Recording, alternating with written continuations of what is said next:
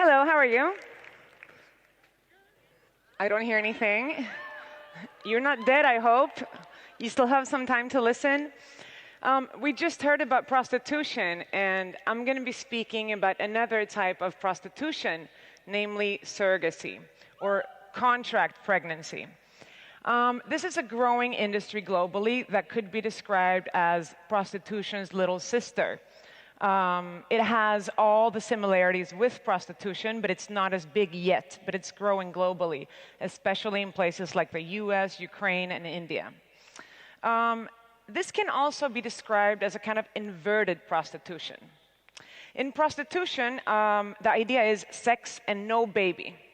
The prostitute is there to deliver sex, but it's very important that no babies will come out of this encounter. Whereas in surrogacy, the point is to create a baby, but without sex.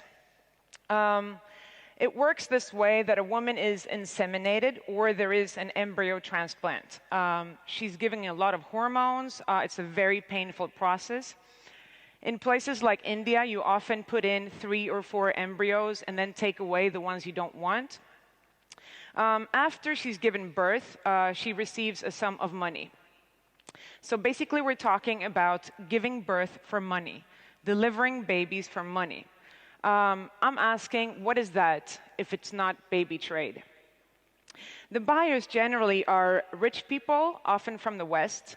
The majority is heterosexual couples. Second category, homosexual male couples. Third category, single males, who all want a baby related genetically to them. The sellers are, of course, women, generally lower class, third world.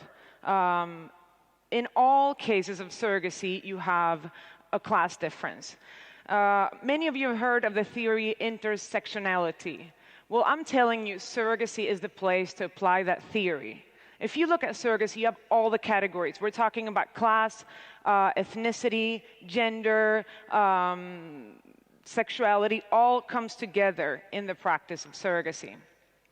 It's rich people from the West, generally men, using poor women of a lower class or from the third world to create babies. But whereas prostitution is increasingly being called exploitation, abuse, patriarchy, surrogacy has quite a different image. You know, we hear about a rosy family being created thanks to surrogacy. And curiously, at the same time as we hear in surrogacy about, you know, the typical, perfect, nuclear, heterosexual family, we also hear that surrogacy is able to give us, you know, the alternative family ideal. So the interesting thing is that here we're conflating in the discourse pro-surrogacy the arch-conservative idea of a woman as a breeder, you know, the woman's only duty in life is to create babies, basically. This conflated with a postmodern relativist idea of, you know, the right to choose. And this is like the first and foremost argument that the pro-surrogacy people use, you know. It's women's right to choose. And remember one thing, in patriarchy, the woman who chooses her own subordination is always going to be called the strong woman by default. Thank you.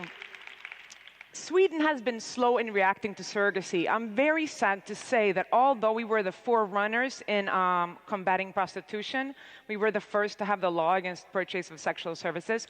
When it comes to surrogacy, we're unfortunately going the other way.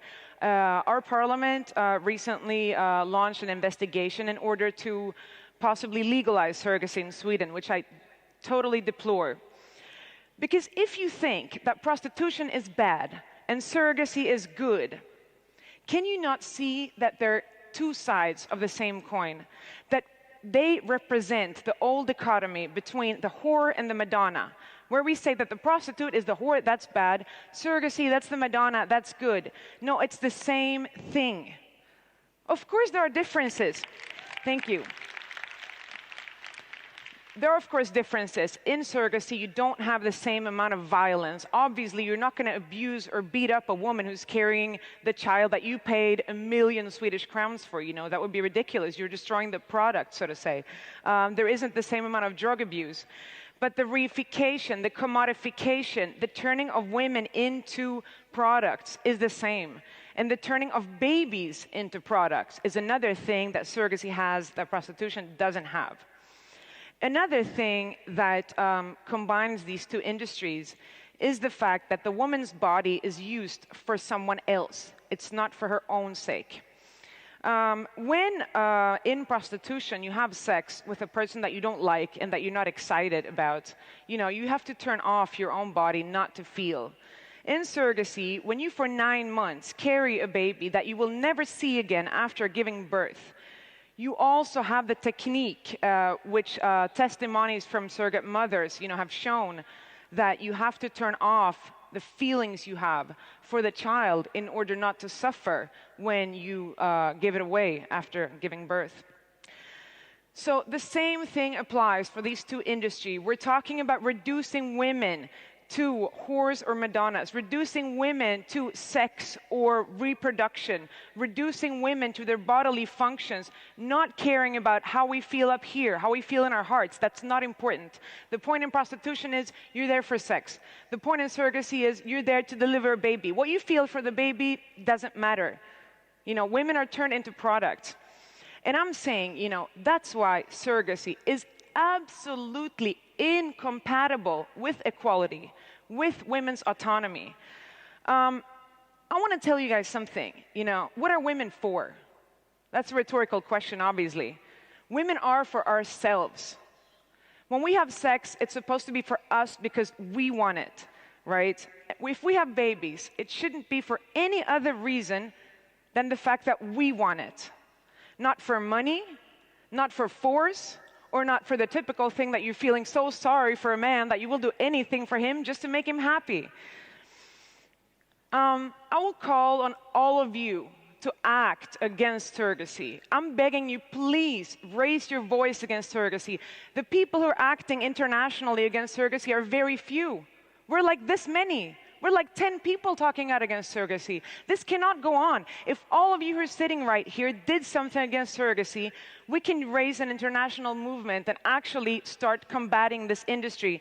If we don't do that now, we're going to have a monster at our hands, comparable with the trafficking industry. And by then, it's going to be very difficult to stop because we're also talking about the money that's going to be in it.